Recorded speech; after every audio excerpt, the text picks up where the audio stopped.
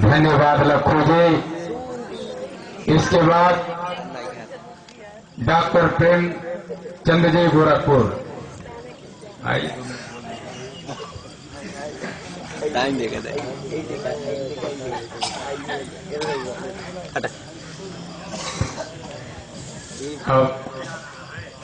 अब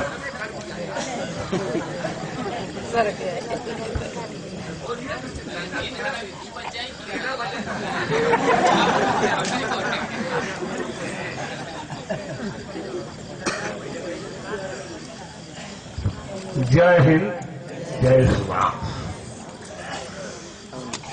अब ये ललकार आ रही है। मैं देख रहा हूं बूढ़े लोग बूढ़े होते जा रहे हैं, नौजवानों में जोश आ रहा है कि नहीं? तो एक कवि ने कहा, बच्चे बच्ची घास की रोटी खाए तो भी कुछ परवाह नहीं, कभी परीक्षा के दिन वीरों मुख से निकले आह नहीं। तो ये तो परीक्षा की घड़ी है। वो बच्चे और बच्चियों ने घास की रोटी खाया। इम्तिहान और परीक्षा कोई छोटी मोटी चीज नहीं है। ये टाट पहन करके, झुल्ला पहन करके, टीका लगवा करके घूमने का नाम जो है न पढ़ाई है और न ऐसे लोग कभी परीक्षा में बैठ सकते हैं।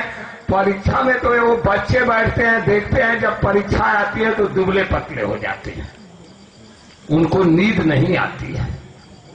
तो ये परीक्षा की ये घड़ी है और परीक्षा की घड़ी में लोग सादा भोजन करते हैं। इम्तिहान में वो पूरा अगर पेट भर लेंगे तो रात भर सोएंगे तो पेपर क्या देंगे, है कि नहीं?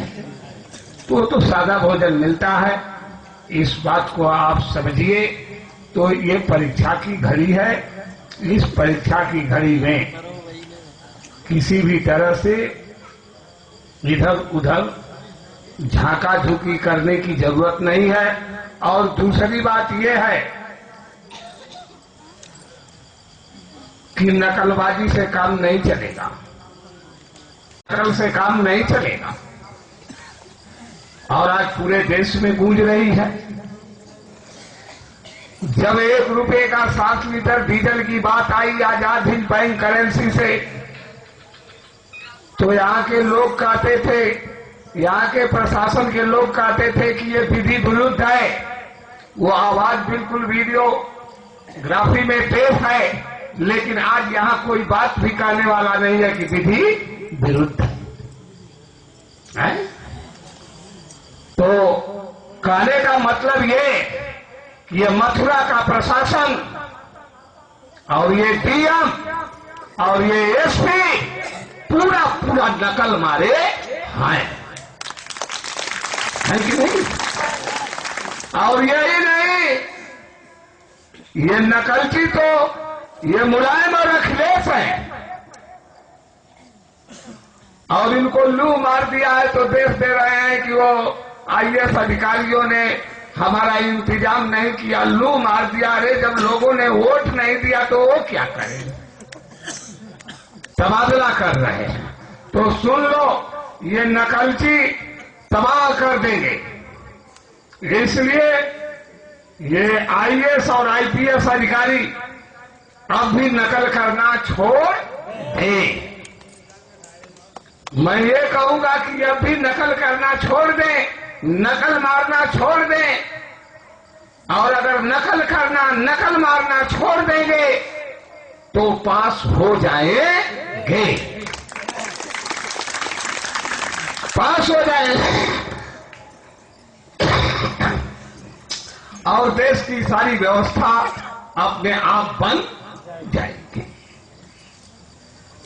आज जो है उत्तर प्रदेश में हाहाकार मचा है।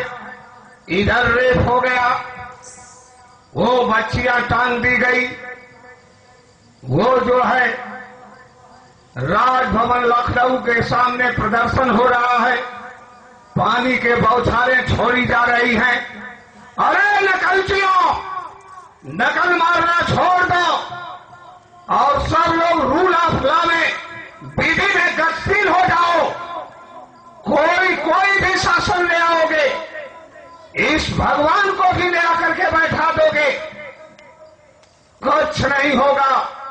जो कुछ भी करती है नेचर करती है, प्रकृति करती है, और principle of the natural justice उसके सिद्धांत पर सेटलमेंट वो विधि करती है। और विधि में गतिशील हो जाओ, न कहीं रेप होगा, न कोई भूखा रहेगा, न कोई नंगा रहेगा, न कोई दुखी रहेगा, न कहीं अन्याय होगा।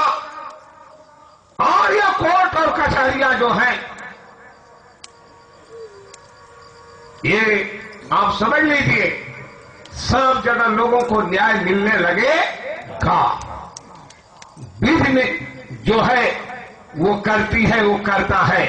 न डीएम है, न एसपी है, न प्रधानमंत्री है, मुख्यमंत्री है। वो अपने को विधि में गतिशील करे, विधि के अनुरूप चले। विधि सेवा करती है, विधि रक्षा करती है, विधि न्याय करती है, विधि रोटी देती है, विधि कपड़ा देती है, विधि जो है सड़क पर चलती है और इंतजाम करती है, कोई व्यक्ति नहीं करता। इसलिए एक फार्मूला है, आप विधि में आ जाओ, रूल ऑफ लॉ में आ जाओ, विधि में गतिशील हो जाओ। वो सबसे बड़ी सेवक है, विधि से बड़ा कोई सेवक नहीं है।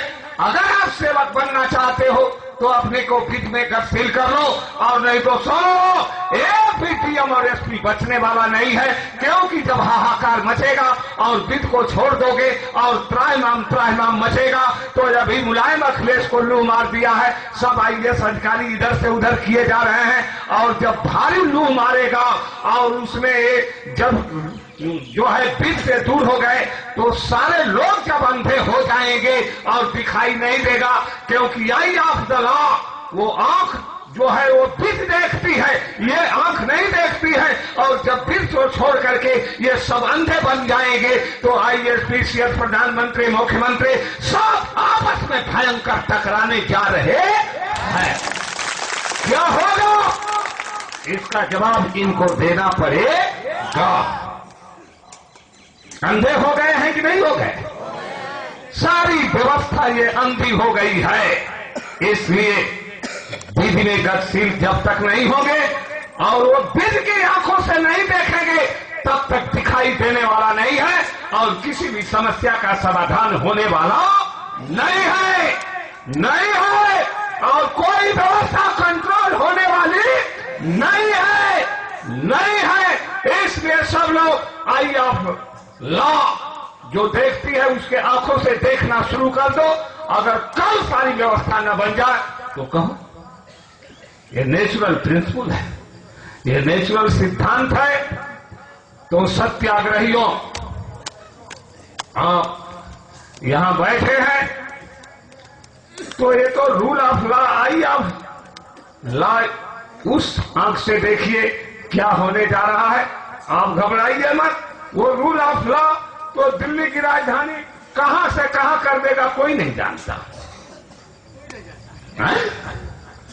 वो कर देगा कि नहीं कर देगा, वो पूरी तरह से सक्षम है। और अभी दिल्ली चलो, दिल्ली चलो, शहीदों के गुरुदेव का जो ये हुक्मनामा जारी हुआ है, आज तक उनकी बात को न हम समझ पाए, न हम तो समझ ही नहीं पाए। या जनराज दिल्ली चलो, दिल्ली चलो, मोदी जी भी दिल्ली चले गए। क्या हुआ? कुछ हुआ? सब अंधे हो। इस बात को आप समझिए। और भारी जो है टक्कर हो रही है, इधर से टक्कर, उधर से टक्कर, उधर से टक्कर। तो जब अंधे ही अंधे हो गए तो टकराहट होगी कि नहीं होगी? और अभी क्या टकराहट देख रहे हैं? अंधों और अंधों की ऐसी टकराहट होगी कि हर आईएएस अधिकारी हर आईपीएस अधिकारी वो टकरा जाएगा।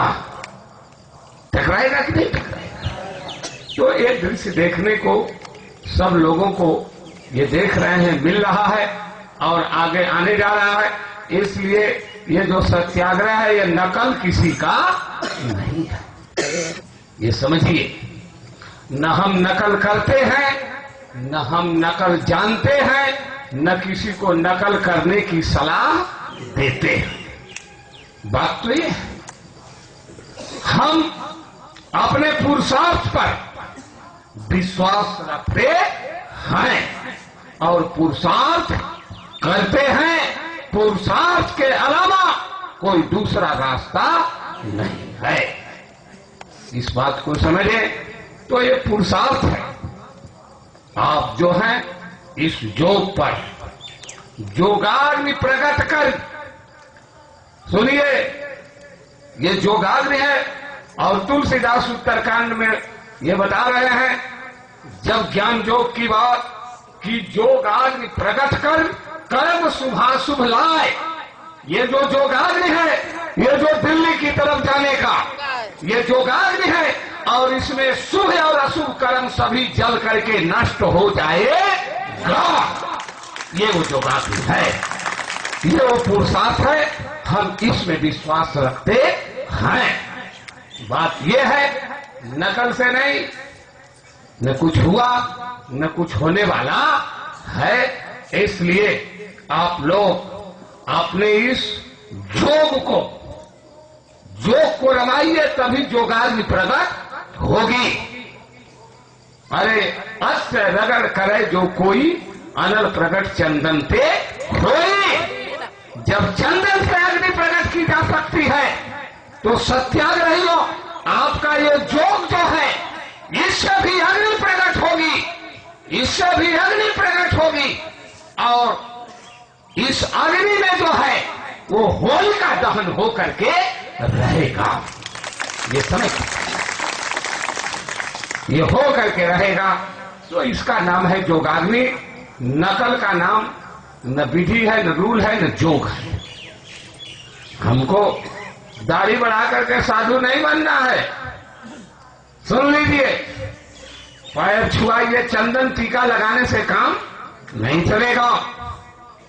ये रूल ऑफ लॉ है।